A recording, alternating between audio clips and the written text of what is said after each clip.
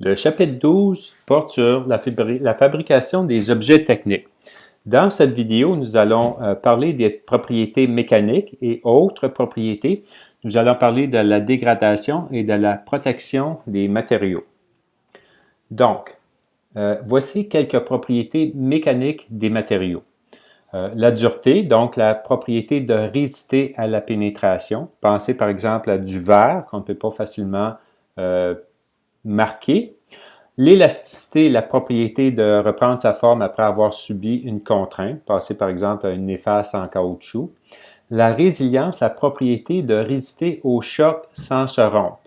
Alors, il ne faut pas mélanger dureté et résilience. Pensez par exemple à une fenêtre. Bien, si je prends un morceau de bois et je le gratte sur le verre de la fenêtre, ça ne laissera pas de marque sur la fenêtre parce que la fenêtre et le verre est très dur.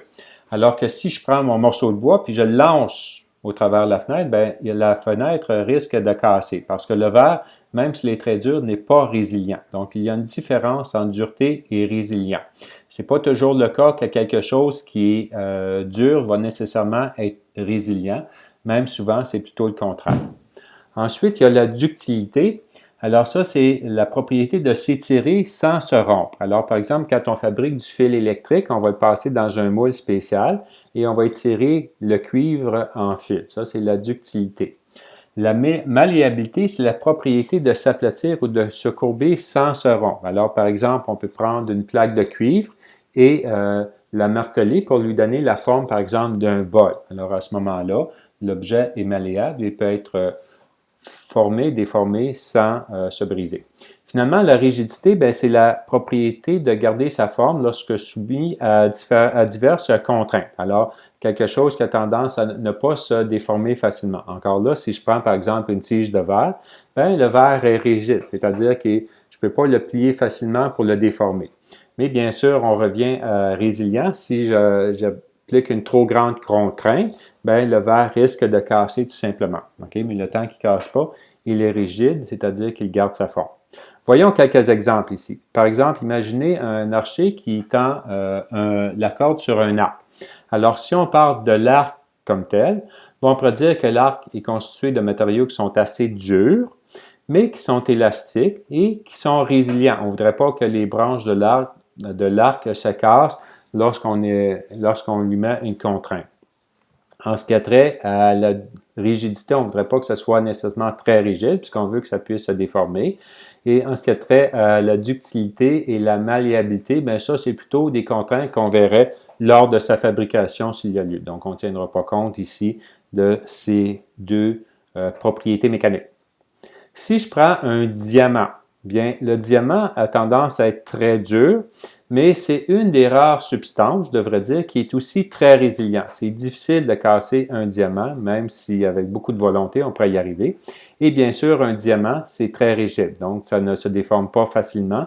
Encore là, il n'y a pas des diamants en grandes branches, admettons, qu'on pourrait essayer de plier pour vérifier la rigidité, mais c'est quelque chose qui ne se déforme pas. En fait, on utilise, pour vérifier la dureté d'un objet, un appareil qui est constitué d'une tige au bout de laquelle on met un diamant et on met une charge sur un objet dont on veut vérifier la dureté, par exemple une plaque de métal, et le diamant va pénétrer à une certaine profondeur et laisser une marque dans l'objet. Après ça, on peut mesurer la grosseur de la marque et à partir de ça, on peut déterminer la dureté de l'objet. Par exemple, différents types d'acier vont avoir différentes duretés selon que c'est utilisé, par exemple, pour faire une lime, pour faire un couteau, pour faire un clou. Ensuite, voyons voir un bâton de baseball. Donc, on peut s'imaginer que le bâton de baseball, il doit être dur. Il ne doit pas être élastique, on ne veut pas qu'il plie quand le frappeur frappe la balle. Il doit être résilient parce qu'il ne doit pas pouvoir casser. En ce qui a trait à la ductilité et la malléabilité, ça pourrait être possible dans certains cas, mais encore là, ce serait au moment de sa fabrication. Là, on peut laisser faire ça. Par contre, on pourrait dire qu'il est rigide, donc il ne changera pas sa forme quand on va frapper une balle. Un matériau, par exemple, comme certains plastiques, ou même de l'aluminium, si vous avez une extrusion en aluminium, comme par exemple les châssis de fenêtres très souvent sont faits en aluminium, et vous allez voir que ça a un profil particulier, donc une forme particulière. Alors la façon qu'on fait ça, c'est qu'on va chauffer un morceau d'aluminium et on va le faire passer dans un moule spécial avec un piston qui va forcer l'aluminium à sortir puisqu'il est ductile. Bien, il va prendre la forme qu'on lui donne, puis il peut être étiré en fil ou dans ce cas-ci, une forme particulière. Finalement, on a la propriété mécanique de malléabilité. Donc, quand on fabrique, par exemple, du papier d'aluminium, on va prendre un lingot d'aluminium et on va le faire passer dans des rouleaux qui sont successivement de plus en plus près jusqu'à ce qu'on obtienne une feuille d'aluminium. Alors, à ce moment-ci, pour que ça puisse être réalisable, là, on va parler de malléabilité. Okay? Si on prend, par exemple, une transmission d'automobile, vous pouvez imaginer que les roues dentées dans l'engrenage ici, ces roues dentées-là, elles doivent être dures, elles doivent être résilientes et elles doivent être aussi rigides si on veut que le moteur puisse transmettre son énergie aux roues en passant par la transmission. Alors ça, ce sont quelques-unes des propriétés mécaniques importantes. Vous devriez être capable de les identifier dans différentes situations en les nommant correctement. Ensuite, il y a d'autres propriétés qui existent des matériaux. On peut penser par exemple à la résistance à la corrosion, par exemple des chapeaux de roue en acier chromé, en d'autres matériaux chromés. Alors le chrome va très bien résister à la rouille, à l'oxydation. On peut penser à une autre propriété, la conductibilité électrique. Donc par exemple, du cuivre est un bon conducteur électrique. C'est pour ça qu'on l'utilise principalement dans les fils. Et la conductibilité thermique. Alors, un matériau qui est apte à bien transmettre la chaleur, par exemple un chaudron en acier ou en aluminium, va être constitué de matériaux qui sont des bons conducteurs thermiques. Okay?